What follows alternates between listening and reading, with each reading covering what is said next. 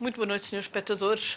Regressamos para mais um programa à luz do Espiritismo e desta vez iremos tratar o tema religiosidade, espiritualidade e saúde. A escolha do tema tem a ver com a multiplicidade de doenças que vem surgindo e uma cada vez maior ansiedade face à dor.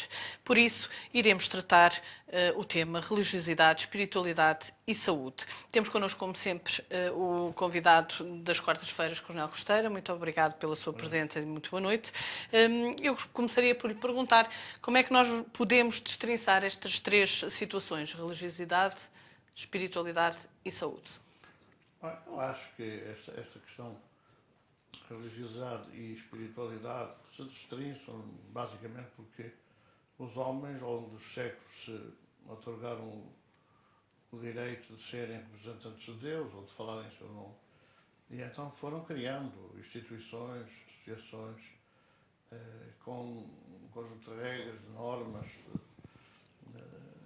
feitas, enfim, à revelia de Deus, com certeza, mas por pessoas que se consideravam elas próprias, digamos assim, abençoadas, nomeadas, indicadas por Deus para conduzirem na Terra aquilo que seria uma conduta espiritualizada.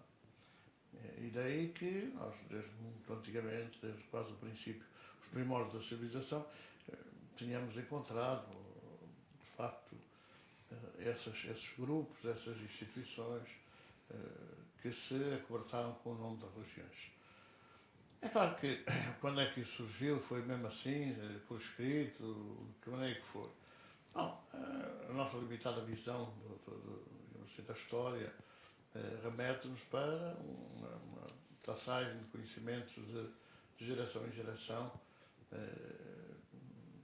que não se estribam em realidades muito profundas. O diz-se, que se disse, que se continua a dizer, é assim, a transmissão consuetudinária de pais para filhos, filhos para filhos e de pais para netos, que resulta, de alguma forma, de nada de especial gravado, digamos assim, como hoje, que a gente grava no papel, grava num aparelho eletrónico e fica para séculos e séculos, podendo ser detectado no futuro. Nós temos hoje referências históricas por escrito, mas a maior parte das referências históricas que nós temos não são por escrito, são do diz-se. A própria Bíblia é traçada, digamos assim, ou é escrita por várias gerações, complementada, alterada, modificada ao sabor das conveniências, ao sabor dos grupos, das faixas etárias, ao sabor também dos interesses culturais e dos interesses de casta.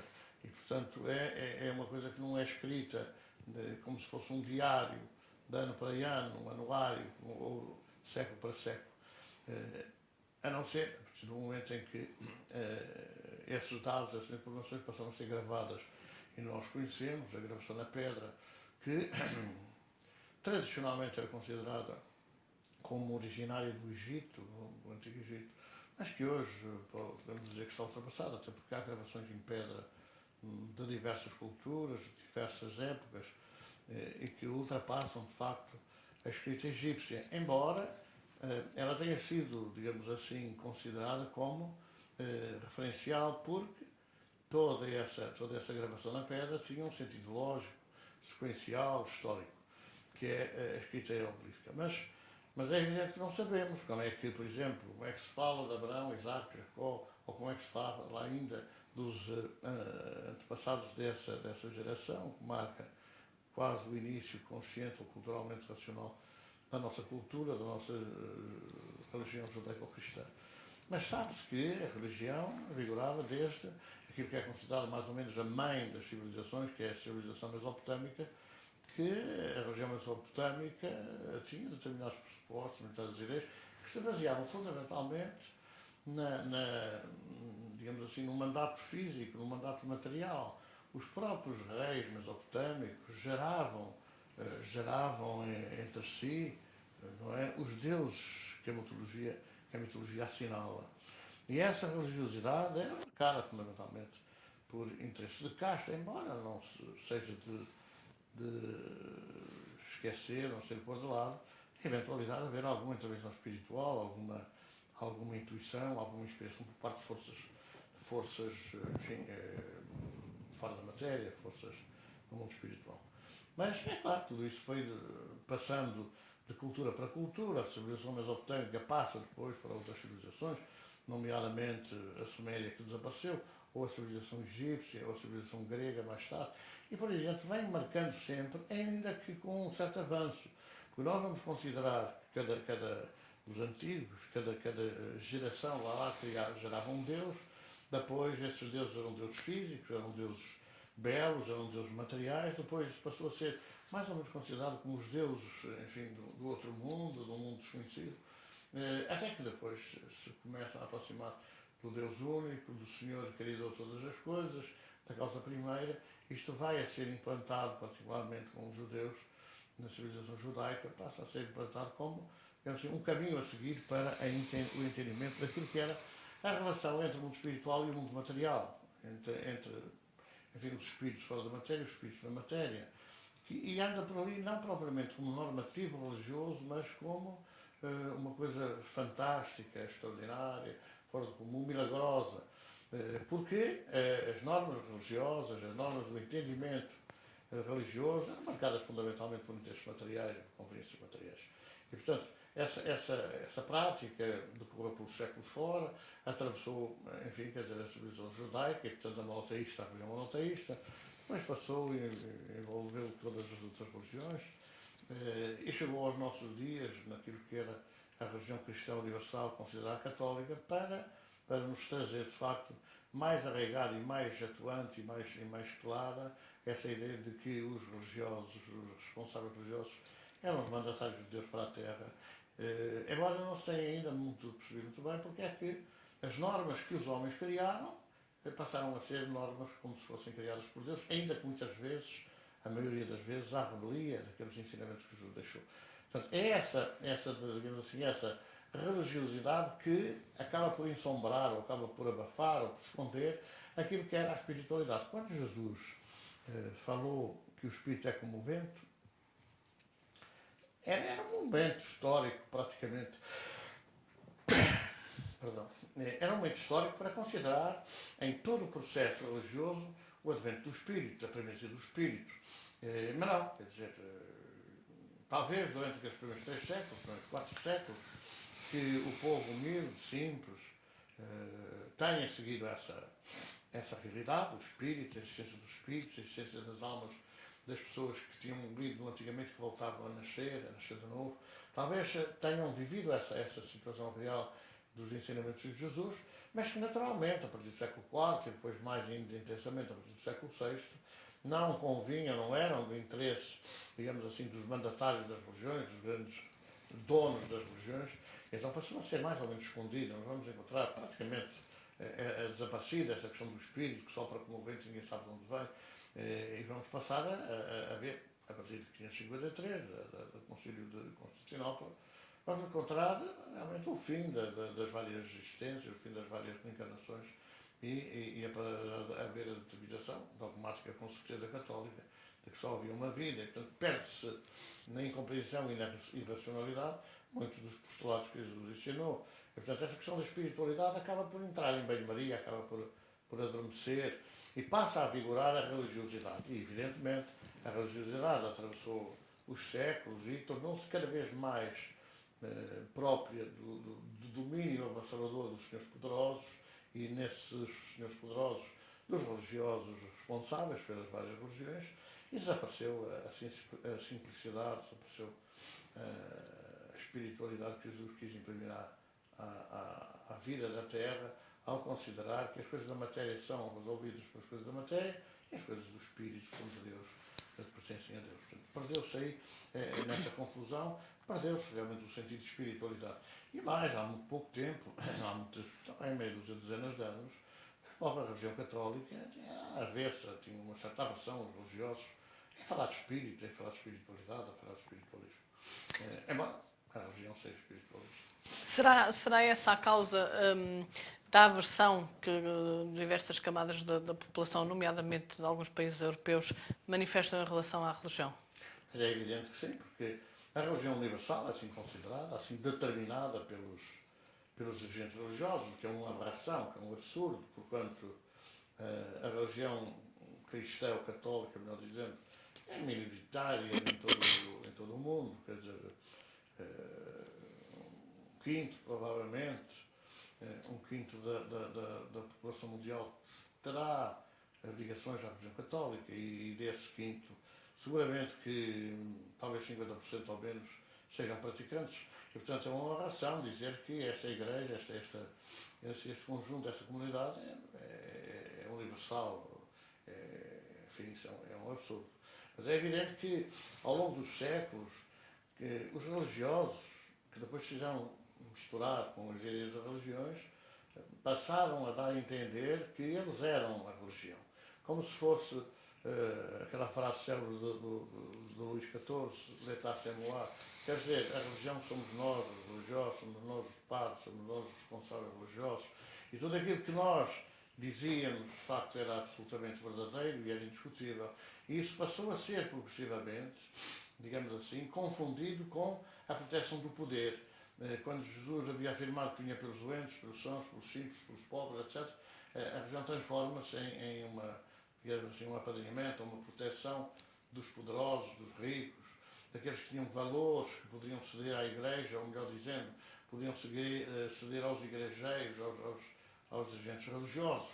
E é nesta confusão e nesta, digamos assim, neste desmentir da igreja da humildade, da igreja da pureza, que o povo humilde se afastou, porque se o Deus poderoso, representado por aqueles homens vestidos de preto, era realmente a favor dos poderosos, dos ricos, e pura e simplesmente esquecia dos pobres, e é numa época, a gente está falando de uma época da Revolução Industrial, em que a máquina veio substituir a mão de obra, o braçado humano, e então, quer dizer, a miséria ampliou as suas fronteiras, porque o povo não tinha como ganhar o seu salário, não tinha como sustentar a sua família, e isso à sombra de um proteccionismo, enfim, quer dizer, degradante dos religiosos que se afastaram do povo. Logo, o povo entrou em colapso, ou melhor, entrou em afastar-se da igreja, e a igreja começou a cair, começou a não ter realmente os seus seguidores, os seus profetantes. Portanto, é aqui nesta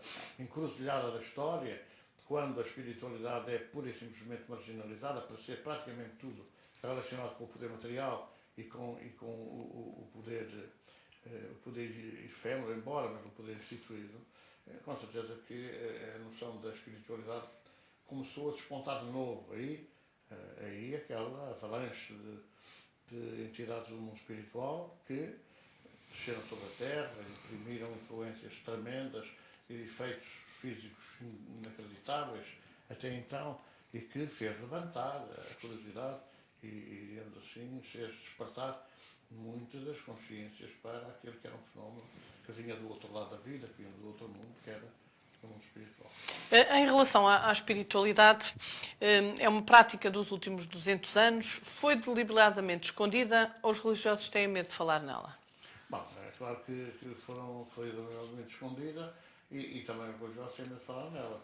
Quando nós vamos encontrar, enfim, 1862, por aí, o último ato da Inquisição foi o queimar publicamente 300 livros da codificação espírita, leia-se do Evangelho segundo o Espiritismo e o Principiante Espírita, aqueles livros iniciais. Quando é essa a atitude, enfim, quer dizer, nós estamos a chegar à conclusão, inevitavelmente, de que os igrejeiros, os religiosos, não queriam de forma alguma que aquilo que era espiritual viesse a lume, viesse ao entendimento das pessoas. É evidente que podem-se queimar livros, mas é impossível queimar as ideias, é impossível destruir as ideias, é impossível destruir a emanação do pensamento e dos sentimentos.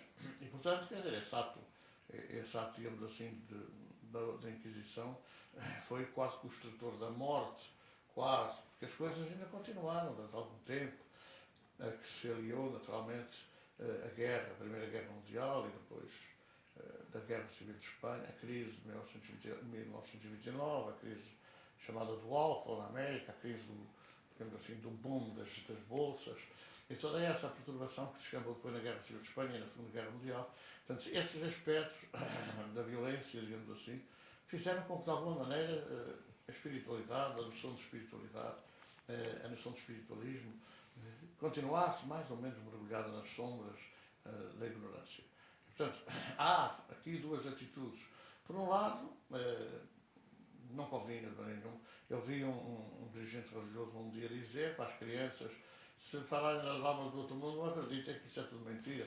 Quando se chega a um ponto em que o próprio ator, agente religioso, que tem que defender, naturalmente, aquilo que é de César a corpo, aquilo que é de Deus a alma, que tem que defender a existência destes dois, desta dualidade, e por outro lado tem que se ter presente que Jesus falou que do outro lado da vida ele iria preparar um caminho para as almas, um lugar, perdão, para as almas. Um dirigente religioso, alguém que se perdeu, assim, nos labirintos da ignorância e nos labirintos dos preconceitos, para esconder uma realidade que era absolutamente indiscutível. Portanto, há, por um lado, de facto, essa ideia de que se procura esconder. E, por outro lado, há um medo avassalador. Quer dizer, os religiosos, não é tanto medo que os espíritos provoquem situações de desequilíbrio mental, mas é um medo que, de facto, haja uma revolta popular generalizada face ao esconderem-se ideias absolutamente necessárias para o consolo, para a esperança na vida que as pessoas precisam de ter, e os igrejeiros esconderam-se do povo com suas intenções. Portanto, eu acho que é dos dois campos. Por um lado, conveniência, e por outro lado, medo das consequências. Existem já alguns estudos, nomeadamente feitos nos Estados Unidos, relativamente à relação entre espiritualidade, mais especificamente do que religião, e saúde, na área do envelhecimento, algumas doenças como a de Alzheimer. Estes estudos demonstram que, efetivamente, quem está mais ligado à religião ou à espiritualidade adoece mais dificilmente ou supera mais facilmente a dor, envelhece mais tardiamente. Que relação é que nós podemos estabelecer entre estas três situações? Religiosidade, espiritualidade e saúde? Uma vez mais, há necessidade de ir à história, de ir buscar à história os exemplos flagrantes dessa realidade. Os evangelhos de Jesus, os 4 evangelhos, referem profusamente o tratamento da saúde física e o tratamento da saúde mental ou da saúde espiritual. Jesus apadrinha claramente essas novas verdades, que depois, claro, mergulharam outra vez no esquecimento, ficaram nas gavetas da história. Mas Jesus criou essa relação indiscutível. Há coisas que resultam da alma, há coisas que resultam do corpo. Há doenças que ele curava, a cegueira, a lepra, enfim, quer dizer, doenças de várias ordens no domínio físico, paralisia. E depois havia doenças do foro espiritual, que ele definia muitas vezes, aconselhando as pessoas a não contarem a ninguém, a não transmitirem os resultados daquela, digamos assim, daquela intervenção. Portanto, a relação entre físico e matéria e espírito está mais que estabelecida desde as origens. E Jesus chama a atenção para isso há 2000 anos. É evidente que os homens não se detêm, ou não, particularmente a ciência dos séculos XIX e XX, não se detiveram muito a conhecer bem o que era espiritual para poderem atingir melhor aquilo que é a solução para os problemas materiais, para os problemas físicos, para os problemas de saúde física. Ora, o que se constata é que essa realidade tinha que, em algum tempo da história, tinha que acordar. E, portanto, o que nós vamos verificar é que, em países como, normalmente, considerados como muito ligados à matéria, ao dinheiro, à riqueza, ao poder económico, como é flagrantemente o caso dos Estados Unidos da América, que até são considerados por todos os países do mundo, sempre foram, já há muitos anos esta parte, o país capitalista por natureza, okay? O país que explora o povo, que faz o que acontece, mas naturalmente é o país onde a investigação científica caminha mais rapidamente para o encontro com as verdades espirituais. E aí, já depois no campo da genética, no campo da descoberta de todas essas árvores genealógicas, aí repousa agora essa questão, que é uma questão absolutamente ineludível e atualizada, que é a questão de memória, portanto a busca dos problemas chamados psíquicos, que nós dizemos problemas espirituais, porque psique é alma, e portanto se é alma é relacionado com o espírito, é problema espiritual. A regressão de memória, a busca de outras experiências, de outros estados de alma que a ciência tem perseguido e tem constatado a realidade dos factos, que leva a que haja causas antes da vida física e, portanto, que haja aqui esta realidade do espírito. Nós hoje assistimos a, por exemplo, em termos científicos, já há uma definição muito concreta sobre a essência do espírito. Embora, claro, há cientistas que não consideram, que continuam a ser materialistas, continuam a ser facciosos, é aquilo, e não transigem em nada, não têm abertura nenhuma a outros campos de investigação. Mas há um número considerável deles que agora se reencontrou, ou encontrou com aquilo que é a memória extracerebral, que é aquela memória antes do corpo físico, ou antes da matéria, e que eles chamam as vidas passadas, a regressão a vidas passadas, ou a terapia regressiva a vidas passadas, ou também conhecido pelas siglas TRVP. Portanto, é esta regressão, em termos de psicanálise, no foro psiquiátrico, que tem sido perseguido desde os anos 50 do século passado, pelos cientistas americanos que, a chegada altura, chegaram a estar mais ou menos catalogados mais de 20 mil médicos psiquiatras que faziam a sua prática, digamos assim, psicanalítica com recurso à hipnose e à regressão de memória. O que busca a existência do espírito como tal, antes do corpo físico, da mãe, antes do útero materno, e, portanto, torna a realidade do espírito uma realidade absolutamente palpável. E, por outro lado, nas pesquisas do biomagnetismo, da bioenergia, etc., os cientistas chegaram à conclusão que, de facto, há uma influenciação energética ao nível físico que influencia a evolução das doenças, ou influencia a regressão das doenças, ou influencia o curso, digamos assim, da saúde com a doença. E há perspectivas para, digamos assim, a profilaxia da doença e não para o tratamento da doença propriamente. E é nesse campo que nos Estados Unidos da América tem havido experiências notáveis, nomeadamente, por exemplo, as experiências feitas no estado de Washington e mesmo na cidade de Washington, que é uma cidade com um índice de criminalidade elevadíssimo, em que grupos de mentalistas, grupos de terapeutas, psicoterapeutas, etc., fizeram uma experiência notável a todos os títulos, porque reuniram-se em uns milhares de largos na cidade e durante 8 dias, a horas combinadas, fizeram concentrações mentais na área do pensamento, digamos assim, positivo, na área da irradiação de positividade, de energia positiva, e conseguiram constatar, aliás, o chefe da polícia até local fez umas afirmações televisivas muito lamentáveis, do género, quando nevar em Nova Iorque em pleno verão, eu acredito que seja possível, mas depois acabou por dar o dito por não dito e até colaborar com essa experiência, que deu como resultados muito palpáveis, em 8 dias, a redução da criminalidade no Estado em mais de 50%. Ou outras experiências feitas em hospitais de grandes cidades, nos Estados Unidos da América, da aplicação da bioenergia, portanto do passo magnético, que resultou na redução digamos assim, dos efeitos das doenças, dos efeitos colaterais do sofrimento, resultou num alívio, num melhoramento da ordem dos 50%, o que abriu perspectivas imensas para esta questão do tratamento das doenças por recurso à bioenergia ou a energia do foro também, da mistura do foro espiritual. Portanto, é esta grande revolução que está em marcha agora.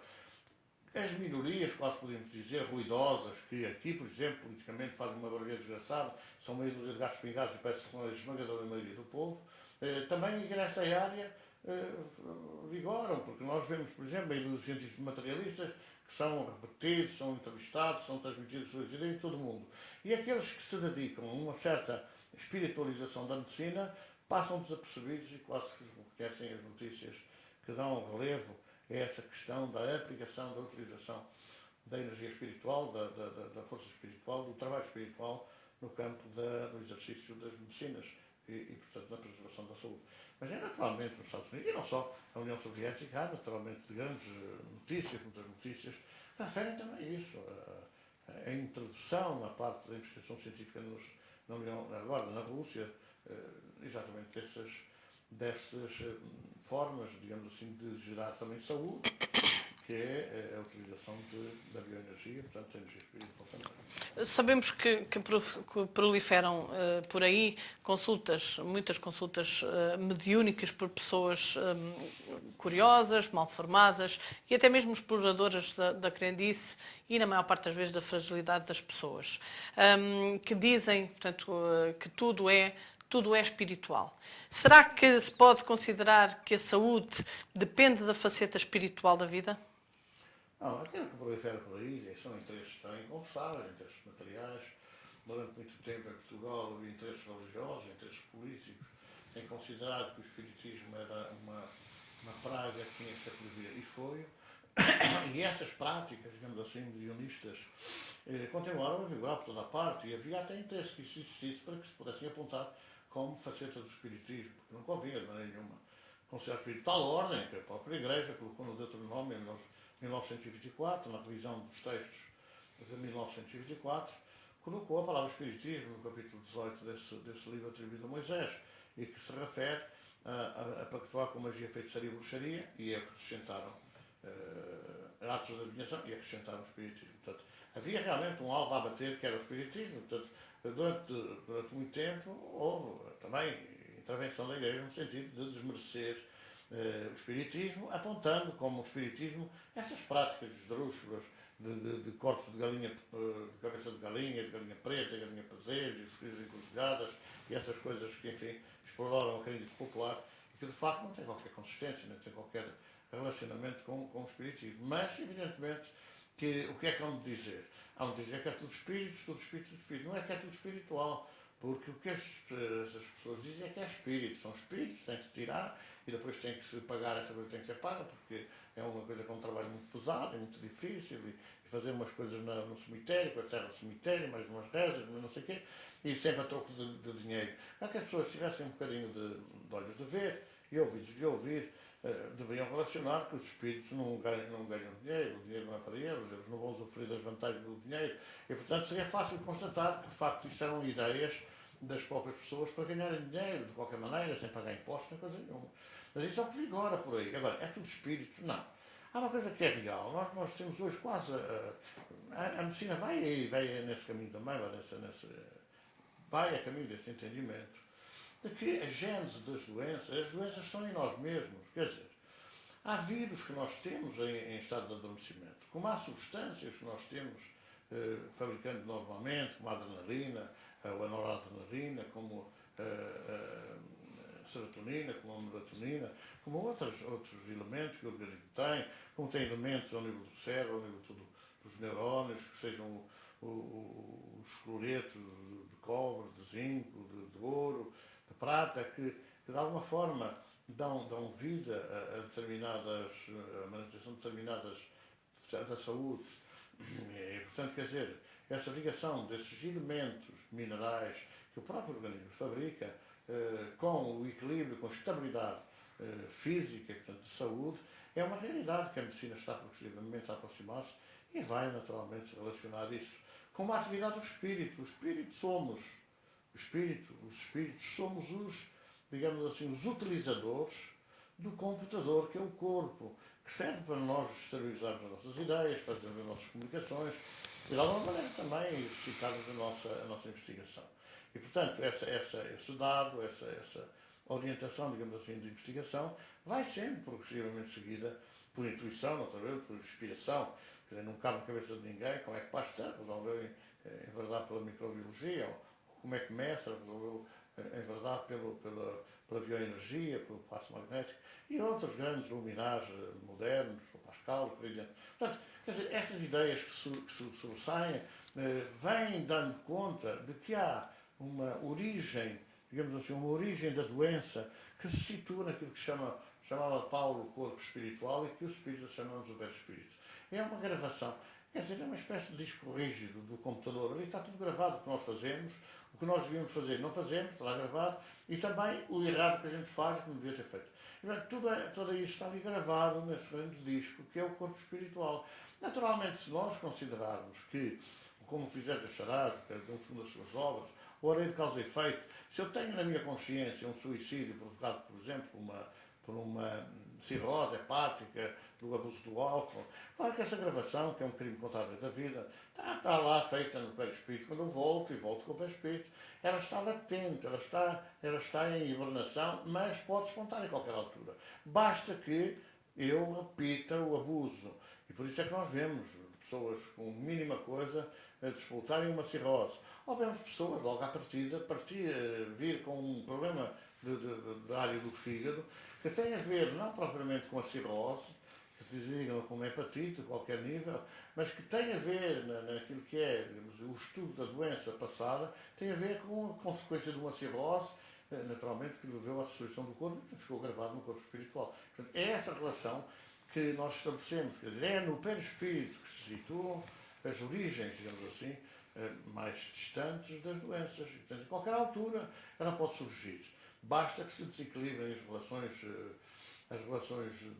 intercelulares e, portanto, que isso desencadeie um processo, digamos assim, de aparecimento ou de crescimento da doença.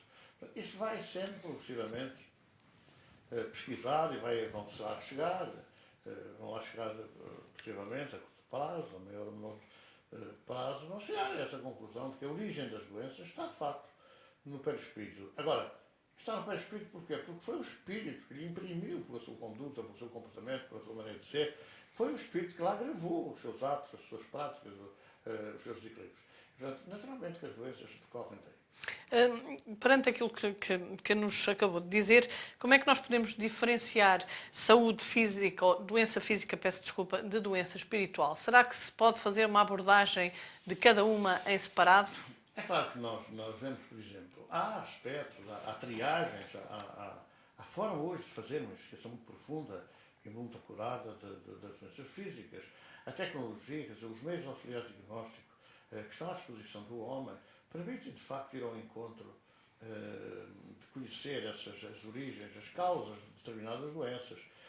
Permitem, não quer dizer que se chegue sempre, porque nós conhecemos muitos casos, muitíssimos casos, de pessoas que andam no médico, fazem exames por aqui e por lá, nota-se que têm alguma doença, mas não conseguem descobrir a causa, não se consegue descobrir onde é que está o problema.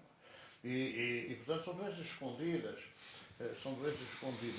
Por outro lado, há muitas doenças que são catalogadas hoje, embora as últimas notícias deem conta de que quase 2 dezenas de novas doenças do corpo psiquiátrico surgiram agora. Provavelmente, pensando nós, irão dar a oportunidade a que na definição das especialidades na área da medicina futuramente, no próximo ano, o Governo tenha que abrir mão de mais umas vagas para médicos psiquiatras, porque são médicos para essa área.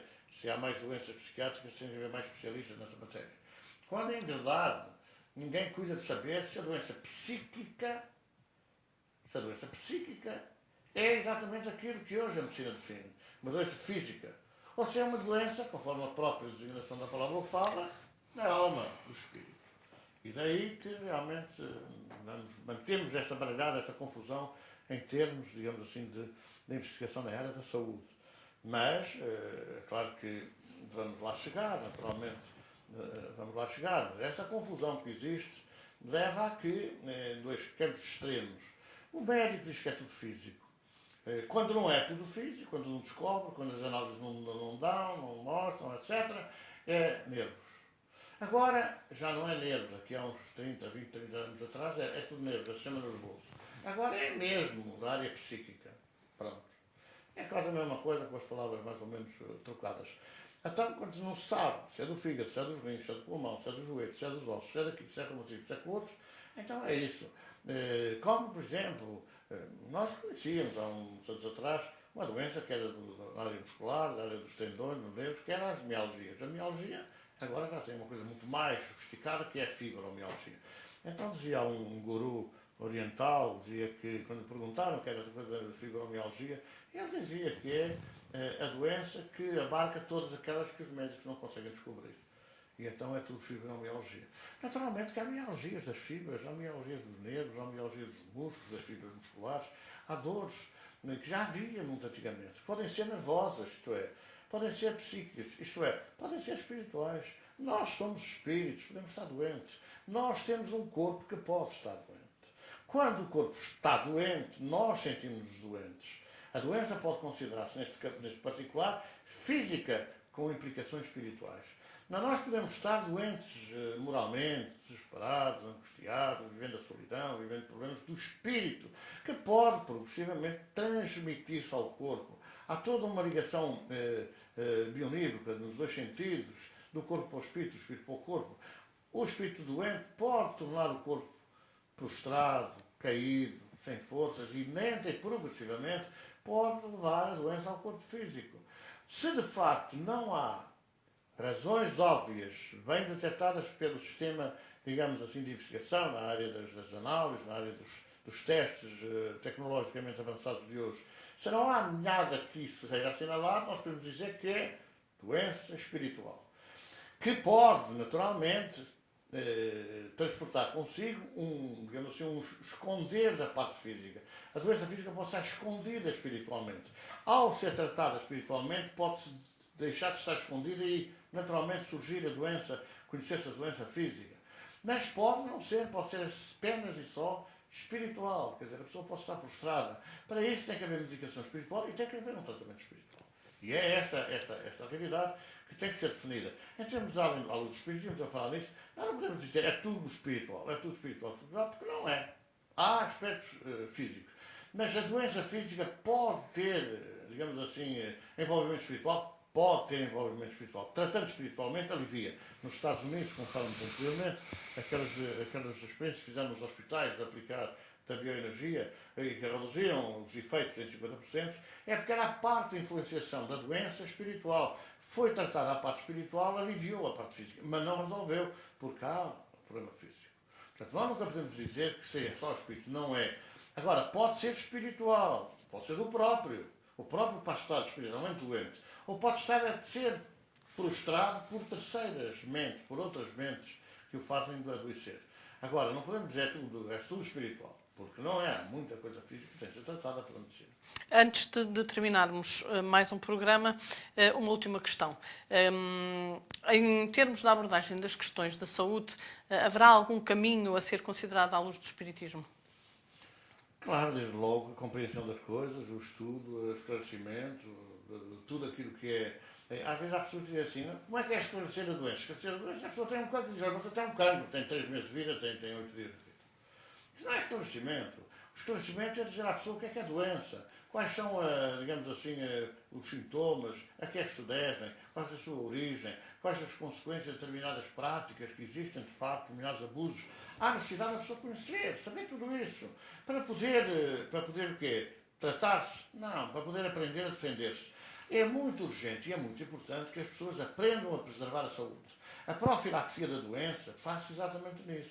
Aprender a preservar a saúde. Temos em mente, provavelmente iremos poder pôr isso em marcha ainda antes do final do ano, realmente levar o esclarecimento nessa área, ensinar as pessoas a manterem a saúde, a preservarem a saúde, por elementos ligados à saúde, à medicina, portanto, física, terrena. Portanto, há que fazer toda uma preparação, há que prevenir antecipadamente a doença. Toda a gente diz que o tabaco mata, pois está bem, pois mata. Entretanto, há muita gente que diz que o tabaco mata, que continua também a fumar. Há muitos médicos que fumam e dizem aos doentes que não devem fumar. É evidente que há necessidade de mostrar ao doente os perigos do abuso ou da utilização de determinados procedimentos na vida. Eu recordo-me, como nos grandes casos que o Dr. Elise Moura era atribuído a ele, era um caso de um senhor de bigode, todo farfalhudo, todo preto, todo bem posto e tal, que apareceu num consultório com problemas de estômago, com dores de estômago, com problemas digestiva. E ao contactar, ao dizer ao médico, o Dr. Elise Moura, dar estes sintomas, o médico rematar com uma sentença providencial. Olha, vai embora e corta o bigode. O homem pensou, constava-se já que era, e pensou, é mesmo maluco. De onde é que eu vim parar? E foi-se embora, andou um ano de médico para médico, de vinho para vinho e tal, e não resolveu o problema. De facto, voltou ao doutor Elise de Moura, um ano depois, para saber, não qual era o problema que ele tinha, que não resolvia, mas porque é que ele tinha mandado cortar o bigode. E o doutor Elise de Moura disse, muito simplesmente, é porque você pinta o bigode, não pinta. Ah, sim, pois, eu vi que pintava o bigode. O que o senhor tem é a influência das tintas que entram pela boca e vão pelo estômago, no seu estômago, que provocam-se mal-estar. E, portanto, quer dizer, muitas vezes são coisas tão simples, mas tão simples, que as pessoas não imaginam que o pintar o cabelo pode prejudicar gravemente, quer dizer, a zona capilar. E pode haver problemas graves na área física por absorção dessas tintas. Como pode no bigode, que acontece, como pode de outras formas, né? Outras coisas que se utilizam, tantas vezes, sem saber as consequências, os efeitos que isso produz. Portanto, é muito urgente e é muito necessário ensinar as pessoas a preservarem, a manterem a saúde. Antes que. Mas é tão complicado que há tempos assistimos a isso, o Ministro da Saúde dar indicações para que, de facto, fosse feita digamos assim, uma campanha de divulgação para que as pessoas evitassem adoecer, e as minorias religiosas saltaram a terreira a dizer que isto era uma pouca vergonha, porque o que queriam era poupar dinheiro, porque o que queriam não era pagar os medicamentos para os doentes tratarem as suas doenças, quando simplesmente havia uma ideia de ensinar as pessoas a não adoecerem, a prevenirem a doença. E saltou logo a terreira esse grupo, esse corpo de ignorantes, que não se vê mais longe, a não ser sempre o combate pelo combate, o deitar abaixo pelo deitar abaixo. É necessário preservar a saúde. E para isso é preciso ensinar as pessoas a manterem a sua saúde. Mas vai-se gastar menos medicamentos, mas vai-se gastar menos dinheiro na saúde? Pois é evidente que sim. Mas o país não tem dinheiro aí a fazer moeda todos os dias para andar a desvanejar de qualquer forma. É preciso ensinar. E essa preservação é fundamental. Vamos ficar por aqui. Fica desde já marcado o encontro para a próxima quarta-feira. Quanto a nós, lembramos o nosso e-mail, asceviseu@gmail.com, para onde poderá dirigir as suas questões, as suas dúvidas acerca do tema em pauta e também sugestões para próximos programas. Muito obrigada pela sua companhia e até à próxima oportunidade, se Deus quiser.